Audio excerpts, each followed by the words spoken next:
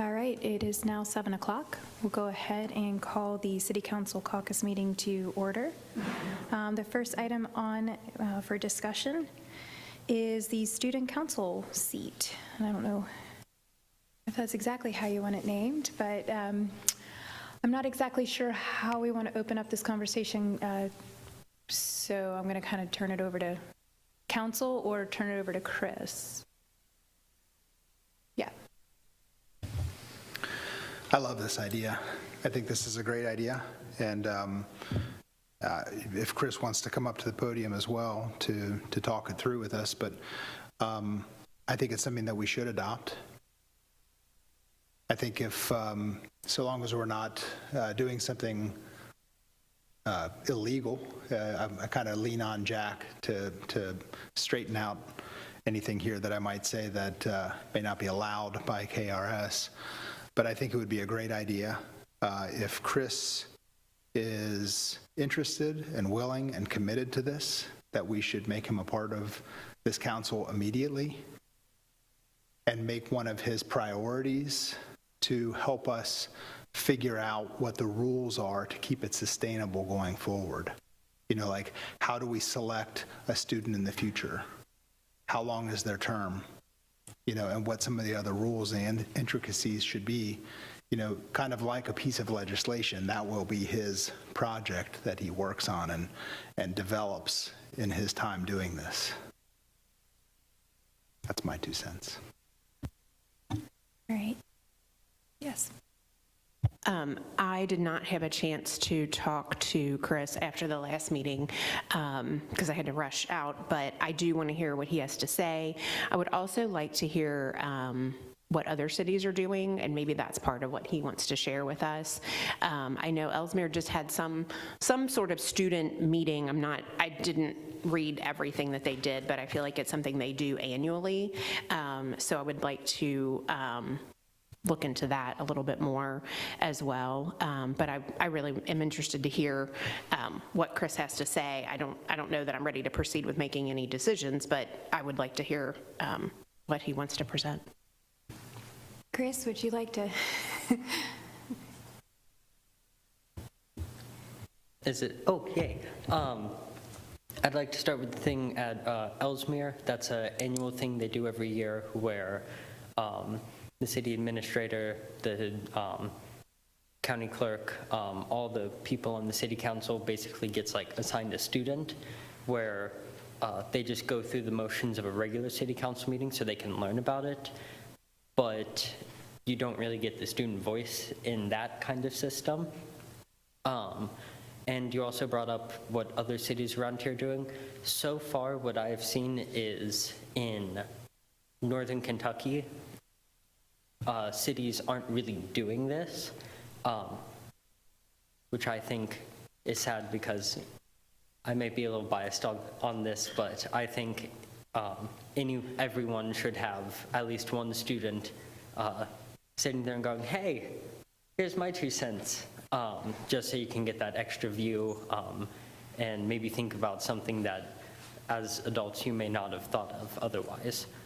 So I think it would be really important that Erlanger has this to kind of act as a role model for other cities in northern Kentucky.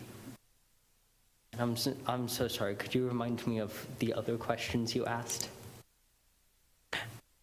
I'm sorry, I didn't realize my microphone was still on. I think that was it. I think you answered pretty much everything that I asked, but what do you envision this student would they come to would they come to all of our meetings? Would they, I don't think they can actually vote, like, to count, but we could still allow them to voice a vote. So is that what you were thinking, that this would be like a year, like they would have a term for a certain period of time? Yes, so I was thinking they'd be appointed or elected or whatever method you guys came up with for a year. They, of course, would not be able to vote, but they would be able to give their ideas, give their opinions, let their voice be heard, and basically be treated as a full member of the city council with the only stipulation of they can't vote.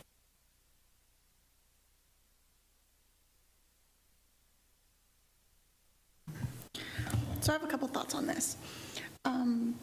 I think it would actually be good if maybe you made your own council made of students so that you get the experience of talking to each other, covering some of the experience, and then maybe pick a different person of your committee each month to come in and talk to us about some of the things you've discussed. That way you get to teach more than just one student how this process works. And then if you are serious about it, run for office. I mean, what is it, 18 you have to be? If you get elected in, then you are a voting member of council. There's no rule saying that once you're 18, you can't sit on this council. But I think it would be best, in my opinion, for you to learn the actual processes and have the voice of speaking to actual peers so that when you do sit on council, you have the voice to speak up for yourself fully and vote fully with the full experience.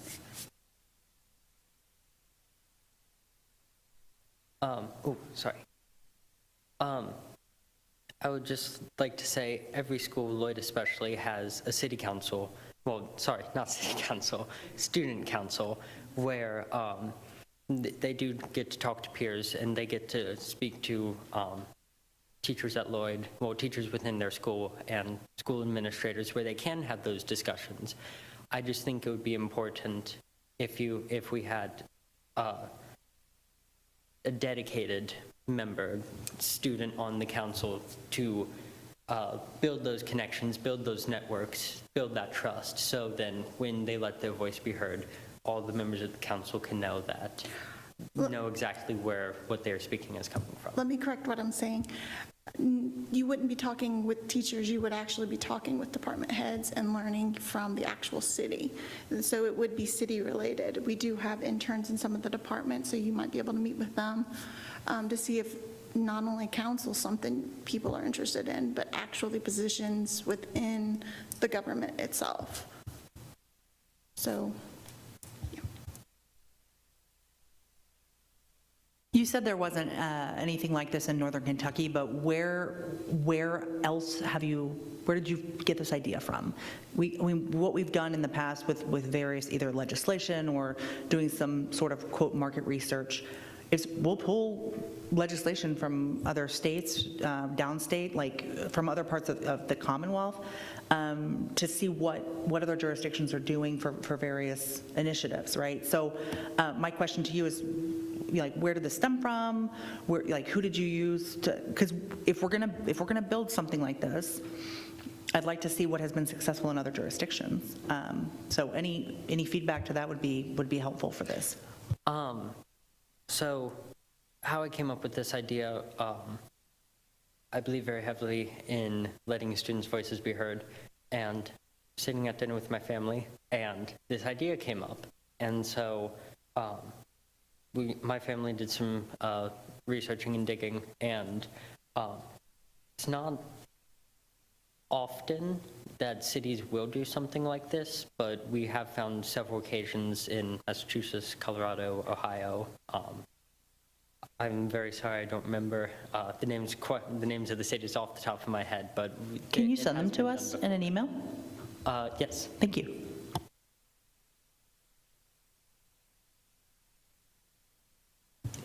There has been a student on the school board, and that student does come back to the board with a report. So that student is actively involved on the board. So is that something that you are envisioning for the student to be actively involved on the city council? Yes. I totally see this seat as being, again, treated just as any other city council member, with the stipulation being they can't vote. So they could serve on task force, they could speak during discussion, they could introduce legislation, all that stuff, they just can't vote.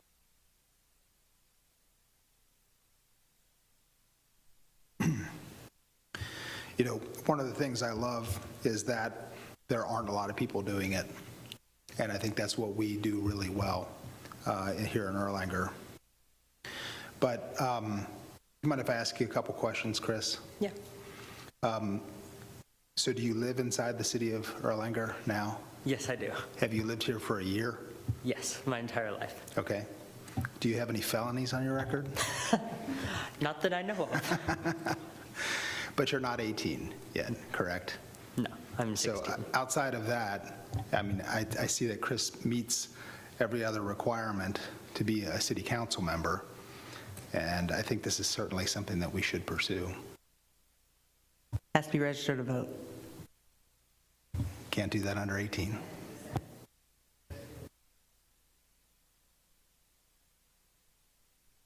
Okay, can I make a suggestion? Would you be up for crafting how you would see this working the most effectively? And can you jot it down on a piece of paper and send it to us? Because I think there's what you're saying is he comes on board and then creates it, or the other option is he helps create it and then he comes on board, right? Well, I kind of foresee it's going to take a little while to fine tune this. Yeah. And there's no reason that he couldn't be sitting at one of these seats that we have and weighing in on some of the topics that we're talking about.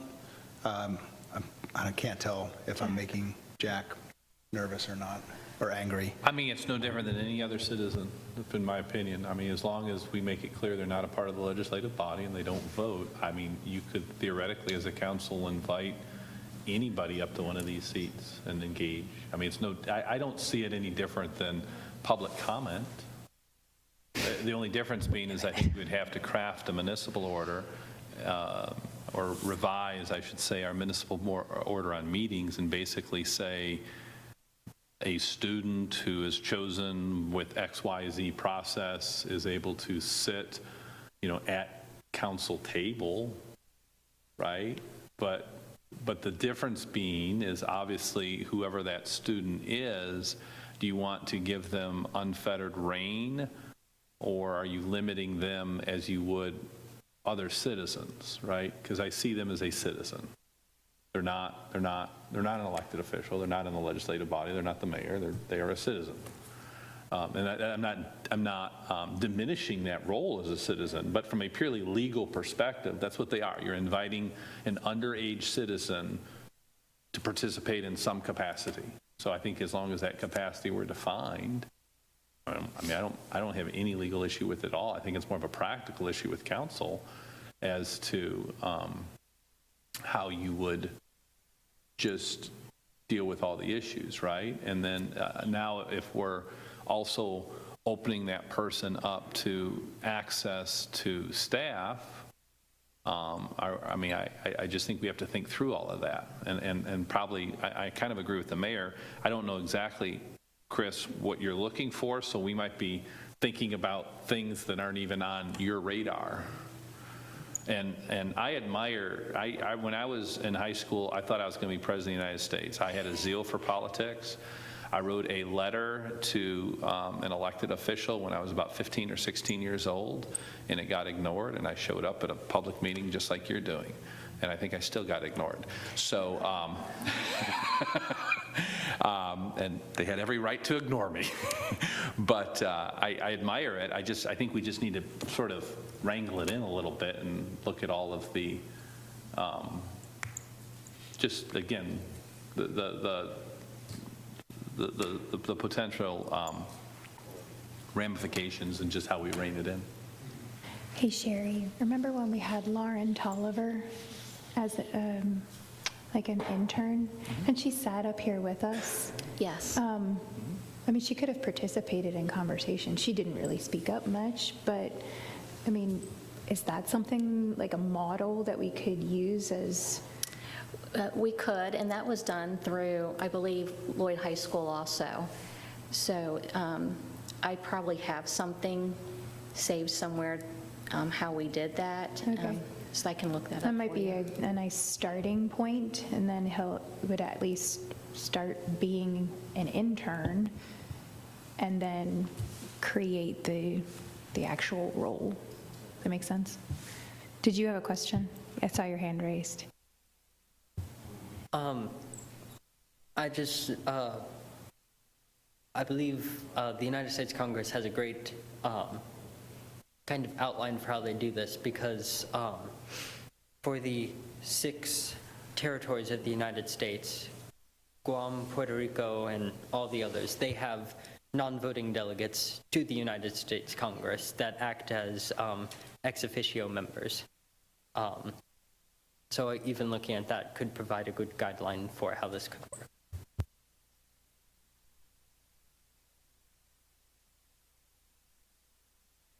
Michelle?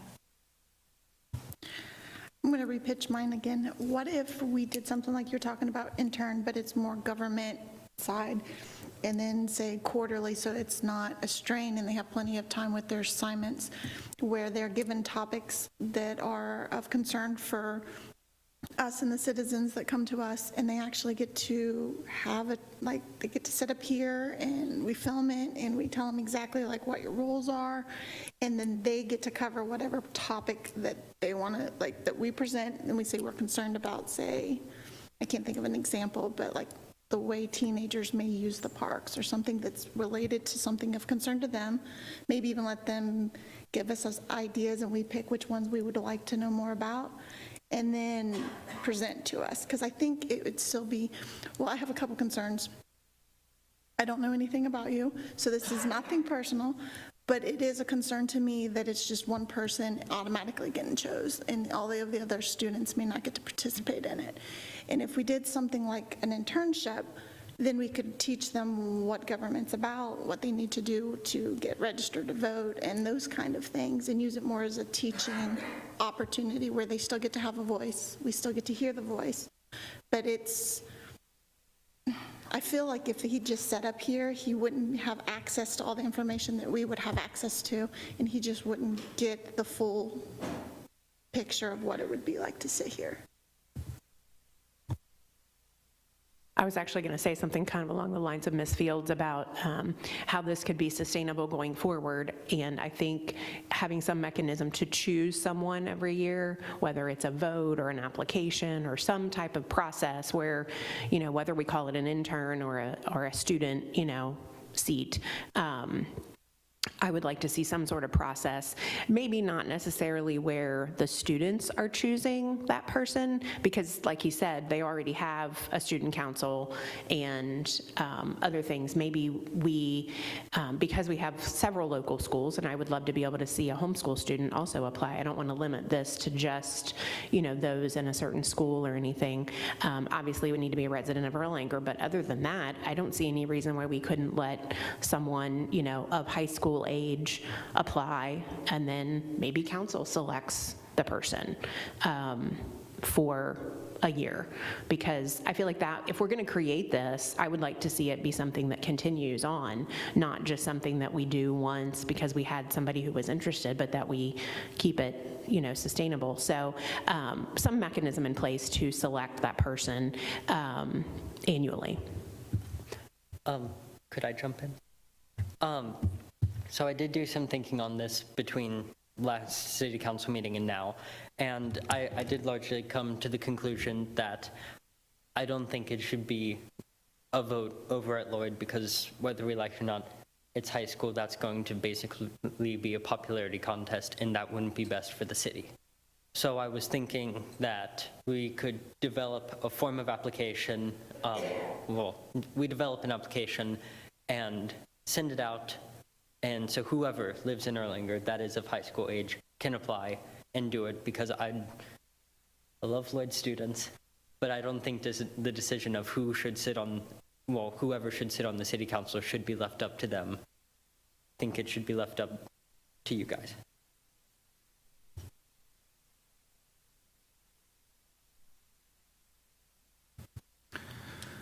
Okay, I don't plan on saying a whole lot more about this. I do agree that it would be an application possibly someday that would be to the city council or to the city clerk.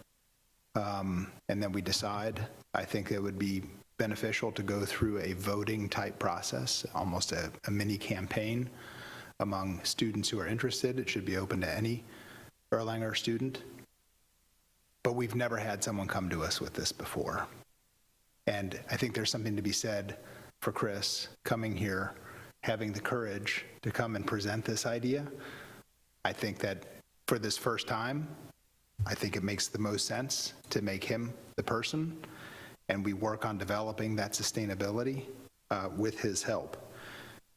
If we wait, I know how the city works. You know, this was presented 2 weeks ago, and nobody has done anything on it. I understand, but no, you know, nobody's presenting their thoughts on it. Everybody's kind of waiting for something to be presented in front of them, and I think we'll be more apt to stay on top of making these decisions if Chris is here every meeting, you know, and we work on developing it.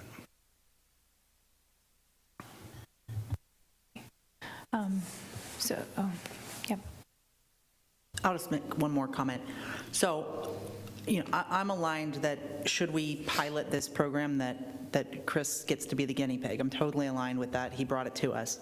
So key takeaways, you're going to come up with a list of how you think that this should run, document it, shoot us an email, in addition to your cities of inspiration that you researched so that we can see what other cities have done successfully. That's what I would like to see, if you don't mind, as we continue this conversation. Is that fair? Yes, yes. No, it's totally fine.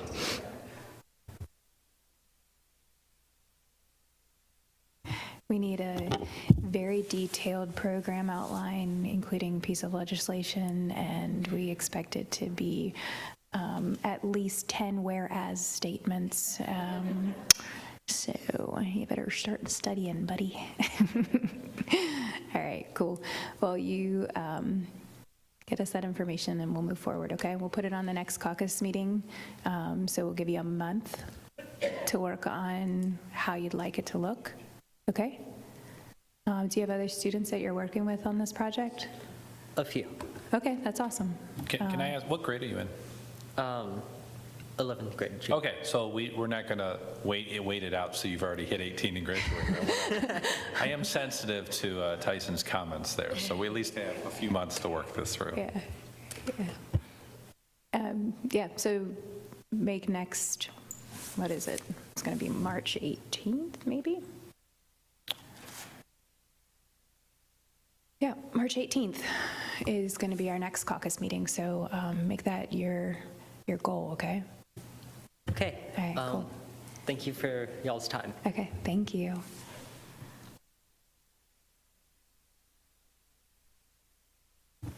Okay, so this is not on the agenda. However, it's important. So I have a little special presentation to make for Miss Renee Wilson. Do you know this is coming or no? You do. All right, so on behalf of our Secretary of State, Michael Adams, I would like to present to Renee Wilson the Commonwealth Ambassador Award. This award is presented to someone who demonstrates exceptional character and citizenship through their contributions to their communities and the Commonwealth. We have witnessed her role as an Erlanger City Council member, as well as her support on several task forces. So thank you for all that you do, Miss Renee. Yes.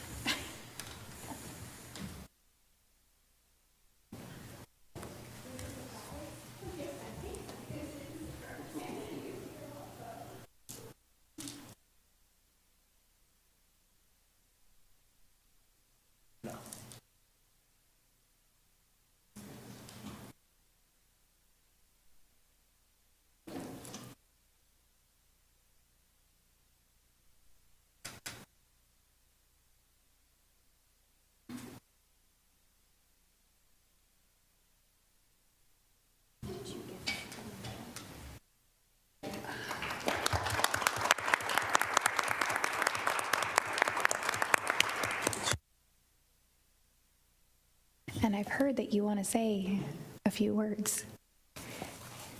Thank you, Mayor.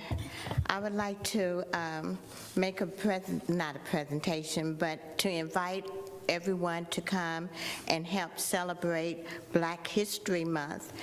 We're having a business and organization showcase and free fresh produce distribution. I am part of a group that bring in fresh fruit and vegetables into food deserts. And so we are in partnership with the Free Food Bank and over in Cincinnati. And so this will take place this Saturday at the First Baptist Church of Ellesmere, and that's located at 1007 Garvey Avenue in Ellesmere, Kentucky. That would be this Saturday, the 22nd, at 1 o'clock to 3 o'clock. You can contact myself, Renee Wilson, Councilwoman Serena Orn, and also Larry Orn, if you need some assistance in going to this event.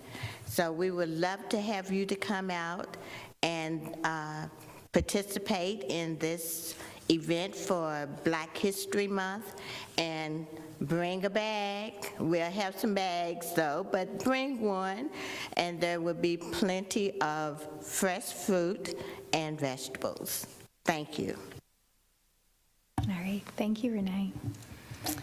All right, next item. Yes. I didn't know if somebody was pre-selected or not. I'm offering. We're not very good at that. No, that's okay. I'm fine with doing it. I just didn't know if somebody else was going to do it. I make a motion that we move into executive session per KRS 61.810, subsection 1, subsection B, to discuss the future acquisition or sale of real property. All right. Make a motion, second. All in favor say aye. Aye. Opposed? All right. I'm not sure what I got going on over here. There's either like a disco thing going on or I'm having a stroke. I'm not sure.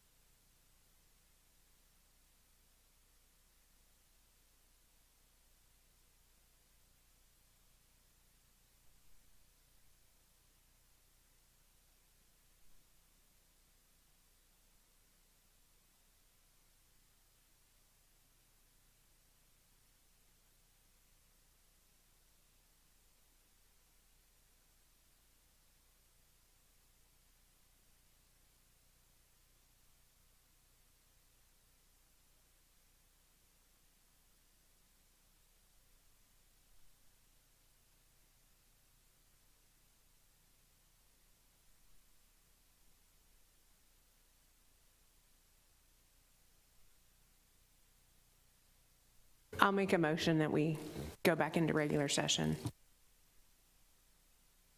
Ms. Wilson, second. Any discussion? All in favor say aye. All right, opposed? All right, motion carried. We're back into regular session. All right, our last item on our agenda is the fire EMS retention proposal.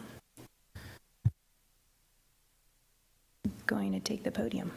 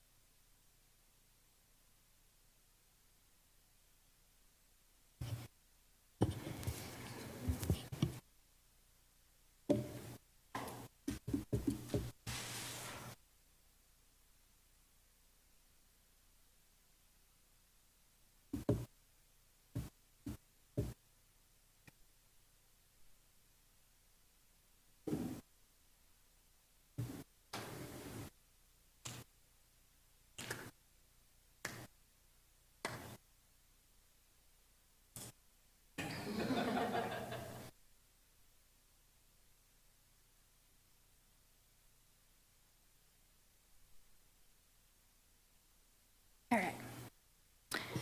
All right. So welcome. You good, Jack? Okay. All right. So in this administration, we encourage thinking outside the box. We want bold, creative ideas, even those that seem unconventional or far-fetched. Innovation happens when we allow ourselves to explore possibilities without immediate judgment. That is why, within our executive leadership team, no idea is dismissed outright until it has been thoroughly vetted and its full impact is understood. However, this kind of work environment can only thrive when there is trust in the process. Trust that ideas will be reviewed carefully before they become public discussions. When an idea is still in its early stages, it must be assessed internally, determine its feasibility, its impact on our taxpayers, overall employee morale, and long-term sustainability. Prematurely pulling an idea out of that process and attempting to push it into public discourse undermines the very process that allows us for effective decision-making. Unfortunately, due to Councilmember Nicely's gaining information from a third party and pushing for premature discussion, we find ourselves having a publicly unveiled detail of an initiative that was still in its development phase. Had this remained internal until fully vetted, we would have been able to present a more comprehensive and strategic plan. However, since this information has been partially disclosed outside of the appropriate channels, I want to take this opportunity to formally introduce the concept that we've been working on. For some time, our leadership team has been evaluating potential uses for our old Public Works campus. One of the most promising ideas has been the development of the Erlanger Fire and Police Training Facility, a dedicated space that would provide specialized training for our first responders while improving operational readiness, reducing long-term costs, and strengthening our recruitment and retention efforts. We've had many conversations with Chief Gotze and his leadership team about how this training facility has the potential to change the trajectory of our department. Retaining and recruitment is at the heart of this idea. All right, so why does this training facility matter? If you could scroll up a little bit for me, please. Keep going to number 3. All right, so you guys are all familiar with the piece of property that I'm talking about. So it has a couple of different buildings. It has that office space that's to the left when you're coming down into the facility. That one is actually on Erlanger property, kind of broken up into offices and a bigger garage area. And then you have the other two very large facilities. These are like absolute perfection for what fire and EMS and our police are looking for training purposes. So they thought the Be Concerned building was awesome for training. This exceeds all of their expectations. So let's talk about the fire benefits a little bit. The fire and police training facility would provide significant advantages for the fire EMS department, particularly the recruitment, retention, training, and operational readiness. Having an on-site training facility would set Erlanger apart from most other departments in our region, making it a more attractive place for new hires and long-term career firefighters. The facility would allow for comprehensive training tailored to our department's needs, particularly as we continue to develop our young workforce. In the immediate future, the facility would focus on fundamental skill building for newer personnel, but as the department gains experience, it would also support more advanced and technical training, keeping our personnel at the forefront of our industry standards. Strategically located at Jack Shaban Drive, this facility would allow all apparatus and crews to train without compromising any response time, keeping them closer to their respective districts. Its central location also makes it really convenient for mutual aid partners such as Ellesmere, Edgewood, Fort Mitchell, and Point Pleasant, fostering more frequent and effective interdepartmental training to enhance coordination during emergencies. The physical space that I talked about before of the property, it's uniquely suited for fire and EMS training. The main building could house classrooms, offices, and storage areas, while the maintenance building could be used for specialized training props. The large garage would store essential response trailers, and the SALT building could serve as either a training area or additional storage. Additionally, the outdoor area could support the installation of a cargo container-based live fire training prop, which makes everybody very excited. So you guys have seen like the temporary prop that they set up like once a year? Yep, so that comes only once a year. This would be a more regularly accessible piece of equipment. This would allow firefighters to train in realistic fire conditions. Finally, the facility would provide year-round training capabilities. With multiple indoor buildings, personnel would be able to train regardless of inclement weather, ensuring that critical training is not delayed due to seasonal limitations. So in short, this facility would enhance recruitment and retention, improve training quality, increase collaboration with regional partners, and ensure our firefighters receive the ongoing development they need to provide the highest level of service to our community. Scroll down to number 4. I want to talk about the police benefits. Chief Rader was going to be here, but Jackson has baseball tryouts, so family first. All right, so our police department benefits. The Erlanger Fire and Police Training Facility would provide a dedicated, versatile training space for the police department, allowing for more frequent, effective, and cost-effective training. The combination of secluded training grounds, residential-style environments, open areas, as well as confined spaces would allow officers to train in a realistic setting without having to leave the city.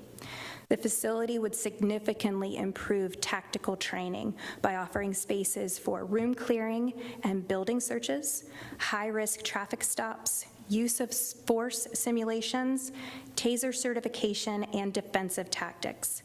By conducting more training locally, the department could reduce overtime costs while also ensuring officers receive more frequent hands-on training opportunities. This is actually a super exciting thing. In addition to the police and the fire utilizing the space as a training facility, the facility is also going to be the home of the Northern Kentucky SWAT team.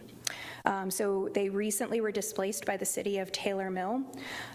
We have a pretty decent presence on the SWAT team. We have 2 Erlanger officers that are serving in key leadership roles, including a team leader and the sniper team leader. So housing their SWAT operations in Erlanger would improve those response times for SWAT operations within the city, provide cost-free training for non-SWAT officers, which is pretty cool. Further solidify Erlanger's role as a regional leader in law enforcement training, which you know that Raider takes that very seriously. So we were talking to Chuck Korzenborn about the situation in them. You know, they had a very small space that they were utilizing at it was at the firehouse, wasn't it? Yeah, Taylor Mill Firehouse, and there's some kind of issue there, so they were displaced. So we're going to welcome them with open arms, especially with all of the investment that they've given to our officers. The amount of training is superb. So beyond the direct training benefits, that facility, with having all of the SWAT members come to that facility, it would enhance recruitment and retention efforts by exposing officers from other agencies to the Erlanger way of policing.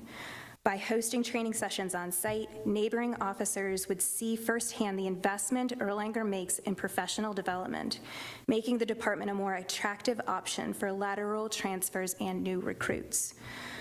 So overall, this facility would enhance officer preparedness, improve response capabilities, reduce training costs, strengthen SWAT operations, and serve as a powerful recruitment and retention tool for the Erlanger Police Department. All right, so next steps, those are not on there, but we'll talk about them.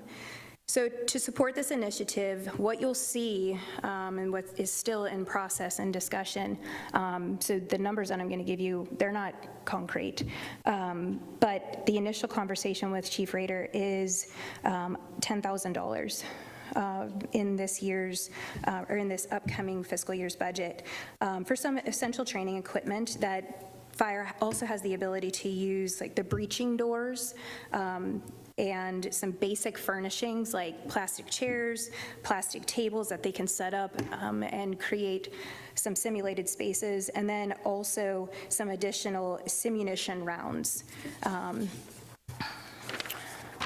With talking with Chief Gotze, he's exploring a $100,000 grant opportunity that could be used to purchase training equipment for this space. So it might actually cover that $10,000 that Chief Rader is looking for.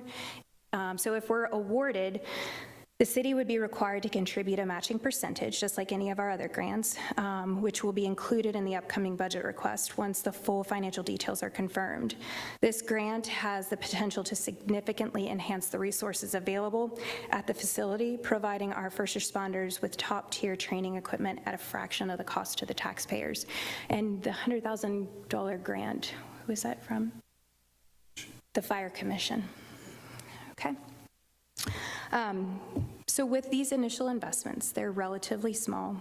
The long-term benefits of this facility, enhancing training, reduced response time, improved recruitment and retention, and cost savings on external training programs, makes this a strategic and valuable investment to the city. Again, this was still an internal discussion meant to be thoroughly vetted before being unveiled, but we're now presenting it, this concept, before I have accurate numbers for you. This is exactly why we must trust the executive process, so that when an idea is made public, it's done with proper strategic planning and the financial considerations already in place.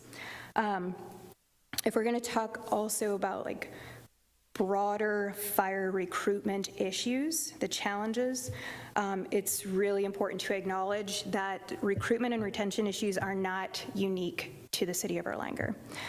This is a region-wide problem that has been discussed in mayor's group meetings for many, many years.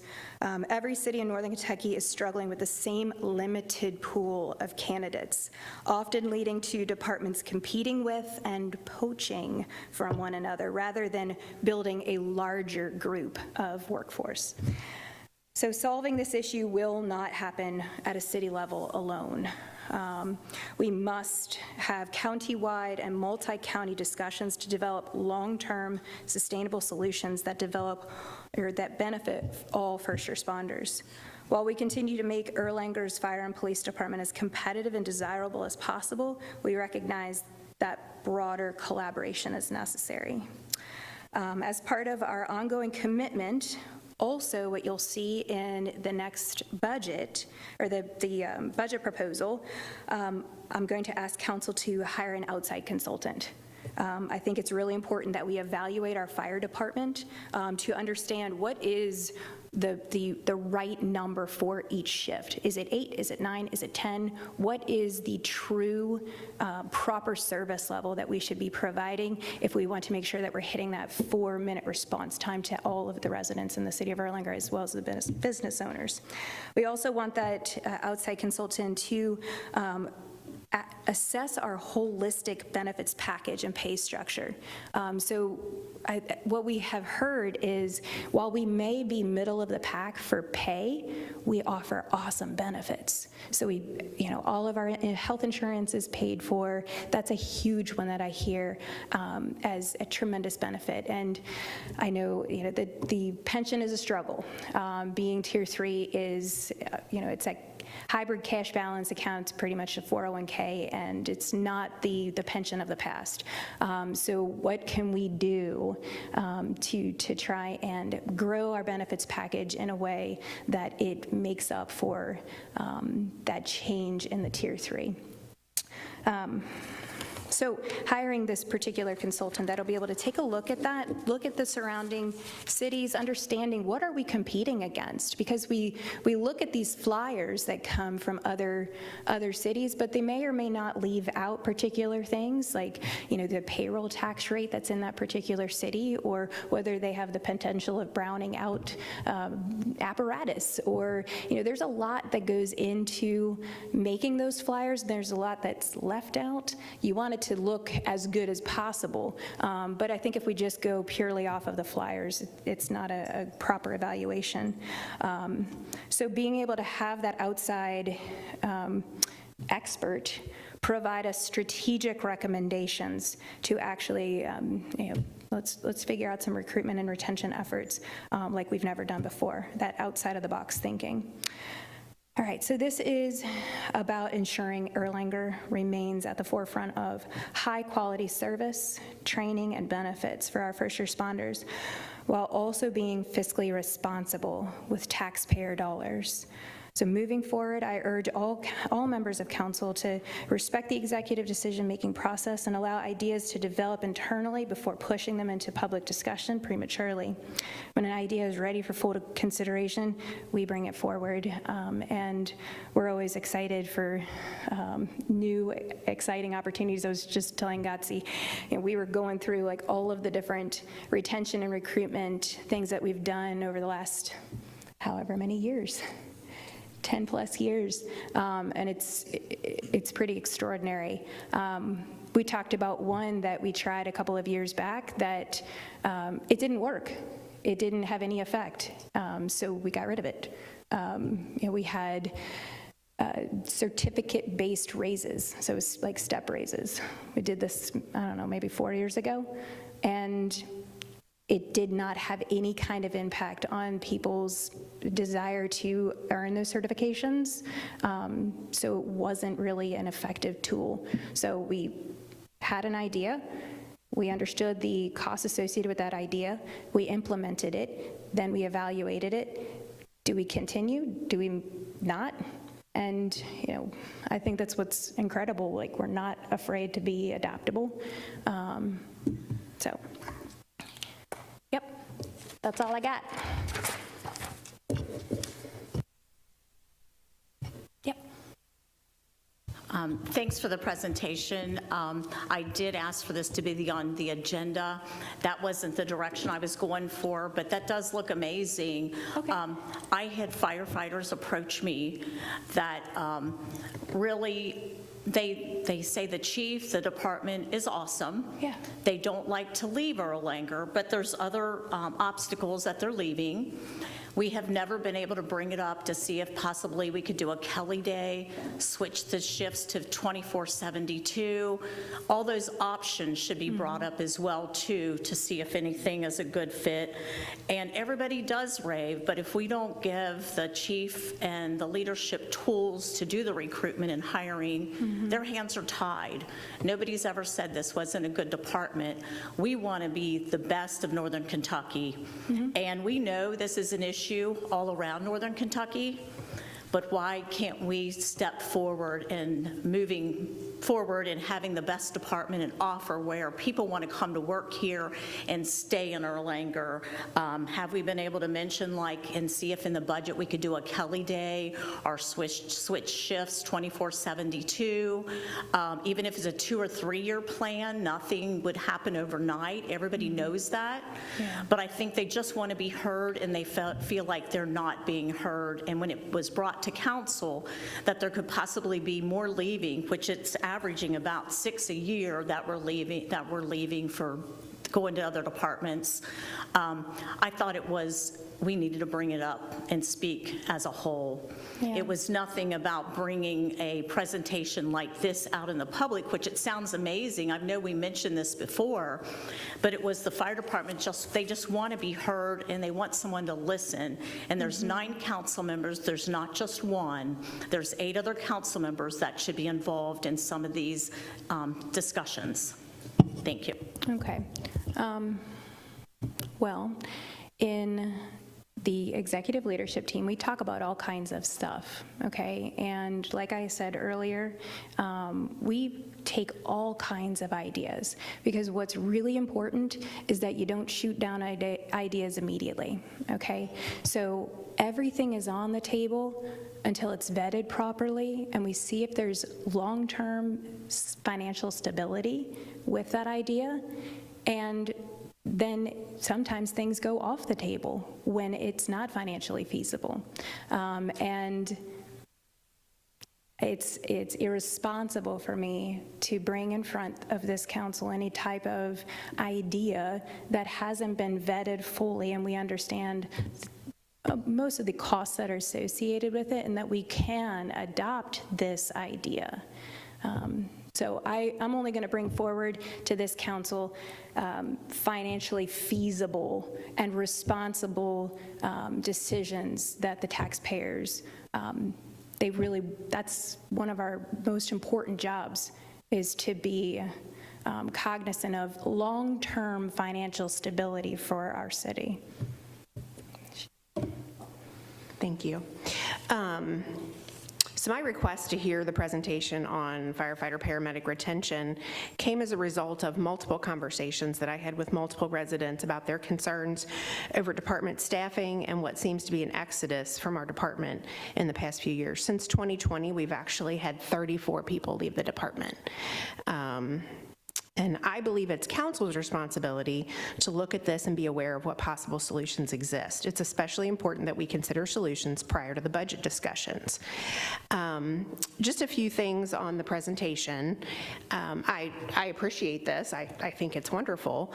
A couple of things. I don't trust the executive process. That's why we're asking questions. No branch of government is greater than another. And so what I'm hearing is the executive branch didn't think a decision was financially responsible or fiscally responsible, so therefore it wasn't presented beyond that. And council is asking to hear the presentation, and we're being told no. I did not expect a presentation from the mayor. I expect a presentation from the fire department. And I see that we have a lot of fire department members here tonight who are off duty. I would love to speak with you after the meeting about what your ideas are, because I think it's fair to hear from actual employees. It's funny to me that it was mentioned to hire a consultant, because government loves to hire consultants. We're not even listening to our own employees. We're not even documenting or asking and keeping any record of why people are leaving our department, because I asked. I've asked why people are leaving, and no one is documenting it. I realize nobody has to tell us, but we don't even have a process for asking. And we're gonna go hire a consultant to tell us how to keep people when we're not even asking people why they're leaving? We're making a lot of assumptions that they're leaving for other departments, they're leaving for different pay, whatever. We don't even know because there's nothing documented. We're guessing. So this is all great, but I would still like to hear the presentation on the 24/72-hour option, especially before we go into budget. And I'm open to listening to any firefighter employee or fire department employee who would like to tell me what their thoughts are on that.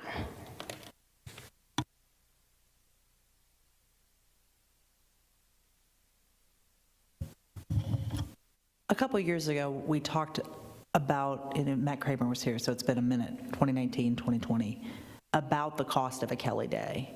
And I can't find the email to save my life. Do you have that data? I feel like it's upwards of $2 million additional dollars per year. At least it was back in 2019. I could be, does that sound about right? So that's,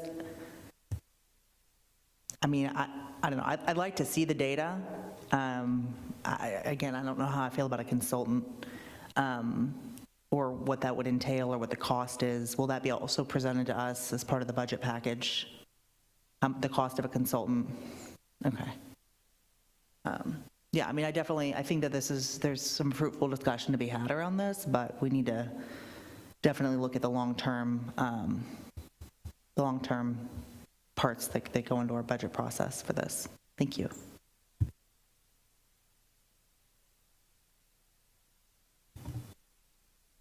I feel like I've spoke too much at this meeting already, but in this particular instance, I am an employee that left here, and I left for no other job. I was unemployed for 2 years while I went and finished the school. I could tell you quite a bit why people leave here and what used to make people stay, and it's not the money. Like, don't get me wrong, the money's great, but back in the day, people wanted to work here because it was, and this is my challenge going from when I worked at the police department, I still have it, and what used to make people stay here and want to work here was the sense of community and the sense of being part of a team. I don't know if that's still the case because I've been gone a really long time, but I think if we were able to listen to the employees, create a sense of involvement with each other, and create a community again, that would be a big thing. And from when I say it's not money, my husband also used to work for the city of Erlanger, and when he moved to the city of Erlanger, he took a $2 an hour pay cut. That was like 20 years ago. That was a lot of money, but it was because he wanted to work here. I still love Erlanger. That's why I'm here now. I think that's the focus that needs to take, but that requires listening to the employees. And if you can't create an environment where they feel free to speak up, then they won't tell you what the real reason is they left. They'll say it was money and they'll leave. And so I think maybe if they have to feel safe in order to say these things. So maybe like, I don't know, a box or, I'm not really sure what the solution is, but some kind of community and bringing the community back. And just clarification, we do exit interviews. It's put into their personnel file. Yeah, but they're not going to tell you. I didn't tell everybody my real reason either, so they're just not going to. Yes. I agree with you, Mrs. Fields. That's why some of them came to me in confidence and stuff. We do not want to get in a crisis by the end of the year where we're short paramedics, firefighters, et cetera. It could be me needing someone in my family needs a rescue, anybody passing through Erlanger. This affects all of us. And yes, we are all Team Erlanger, or we should be, but some of them don't want to speak out, and it should not be that kind of a work environment. And we need to look at the mental health of first responders. Plus, with us thinking of eons and expanding our parks, we are going to need more first responders, and we should start planning and seeing and listening to our employees. That's all I have to say. Thank you. Good. Can I say I'm going to go back in time for a little bit. Okay. So we do listen to our employees a tremendous amount. We try to accommodate. We have a pretty decent policy of if we can say yes, we're going to try to get to a yes. We're going to figure out how can what you want to do be financially feasible. Okay. So over the past 6 years, 10 years maybe, we've gone from 8 members per shift to 9 members per shift to 10 members per shift, okay? And that's all from listening to the individuals that, some of them are sitting right here, right now. It's listening to them and understanding what do they need to make sure that they feel safe and secure as they're going into a situation. They want to make sure that they have the training, that they have the skill necessary, and that their peers that are going in alongside them are also trained and have the proper apparatus, have everything that they need to potentially encounter anything. Okay, so we've gone from 8 to 9 to 10. We've shifted, so what we were noticing is that we were losing people between 4 and 5 years. Okay, so we had a very young department. Okay, a lot of them were below 4 years of experience. And what we were noticing was we had a larger command staff than some other departments. So what we wanted to do was take 2 of those command positions, and we transitioned them into 3 battalion chiefs, and we added 3 additional lieutenant positions. So if you're familiar with the fire department, you have the firefighters, the EMTs, or you have the paramedics, and then you have the lieutenant, and then you have the battalion chief, which used to be shift captain. Then you have your 2 assistant chiefs, and then you have your chief. So we needed to create additional leadership potential in that middle level to where you have quite a bit to jump. If you're a 3-year, 4-year, 5-year person, and your shift captain has been there for 20 plus years, then your deputy chiefs, they've been there for 20 plus years. There's not a tremendous amount of upward mobility. So you can't see beyond where's your promotional opportunity. So we recognize that 4 to 5 years, people are leaving. Okay, so we made that change. Okay, we shifted those command positions. We took the 2. It was Rhonda Wolf's and Brian Robinson's job, so the fire inspector and our EMS coordinator. And we moved those responsibilities down to battalion chiefs. We assigned the command car. So the command car follows the fire truck or follows the ambulance if necessary. If it's not necessary, then they stay back and they continued with the responsibilities of more of that command staff role. It also allowed us to add those lieutenant positions. So we have been listening. We have been making alterations to our structure. We've increased to 10. I remember when I sat in your seat as a council member and we had 8 members. And I heard, I wish one day we could get to 10. I made that happen. We made that happen together. We really had to put a lot of time and effort into getting to 10. That's a big shift. Most shifts do not run with 10 in this area. Am I wrong? No. So we are fully equipped, fully staffed. We try to provide as much apparatus, as much training as possible. Yeah. Do you want to speak at all? I mean, our big thing is we're top-notch equipment and everything. And we've made a lot of changes. We've made a lot of changes since I've been here. I will say there was an idea that I put out there and we vetted it, and it won't work. Can we look at something else? Absolutely. If I wasn't here right now, I could be spending time working on other stuff. But now I'm here, and I don't think there's any need for it. So, I guess what I'm asking is give me time to sit down and go through things. I don't mind the consultant. Sometimes it's a good idea to have a consultant come in and look at you from the outside in, and maybe tell you things that you think you're doing right, but you're not. So I don't see any issue with that. I welcome it. Yeah, I mean, paramedic only, internship program, how many other things? Oh, we pay for the tuition, instead of tuition reimbursement, we heard that was a barrier, financial barrier for people.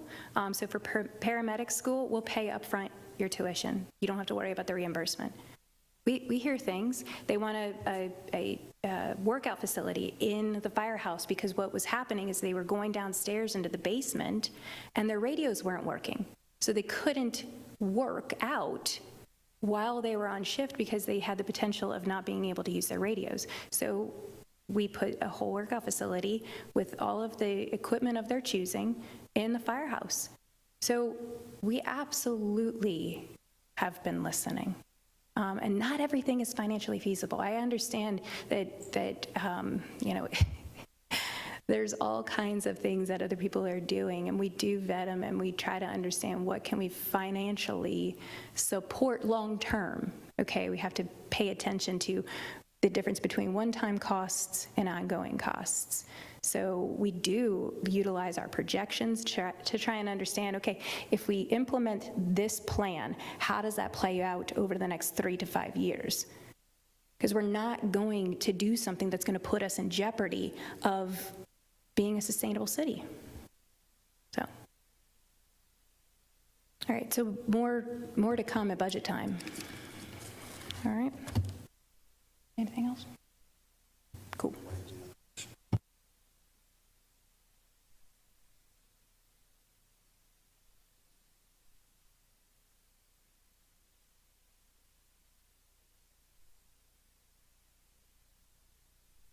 Nobody else wants to go home?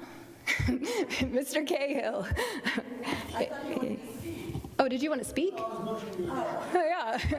Cahill. Any discussion? All in favor say aye. Opposed? Motion carried. Have a good evening.